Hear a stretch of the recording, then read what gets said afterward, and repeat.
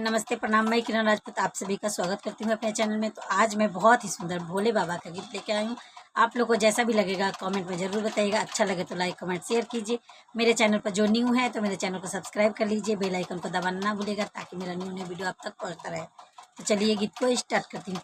कौने रंगे डमरू बाजवलाए भोला जी, कौने रंगे डमरू बाजवलाए भोला जी, कौने रंगे डमरू बाजवलाए भोला। पहिला डमरुआ तू काशी में बजवला, पहिला डमरुआ तू काशी में बजवला। अरे काशी में गंगा जी बहवलाए भोला जी, काशी में गंगा जी बहवलाए भोला जी। कौने रंगे डमरू बाजवलाए भोला जी, कौने रंगे डमरू बाजवलाए भोला जी।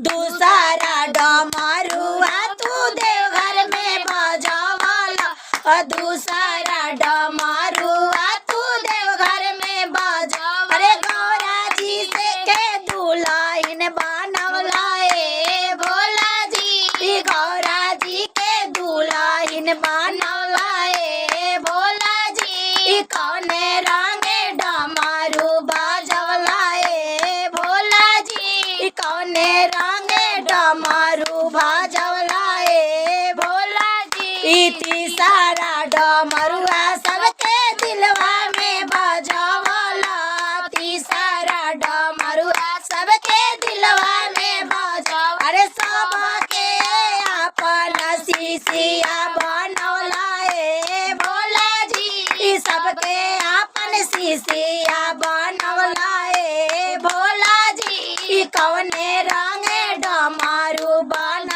बजवलाए भोला जी, कौने रंगे डमरू बजवलाए भोला जी। चौथा डमरुआ सबके आंगन में बजवला, चौथा डमरुआ सबके आंगन में बजवला। अरे घरे घरे चारा करवलाए भोला जी, घरे घरे चारा करवलाए भोला जी। कौन रंगे डमरू बजवलाए भोला जी, कौन रंगे डमरू बजवलाए भोला। अरे पांचवा डमरू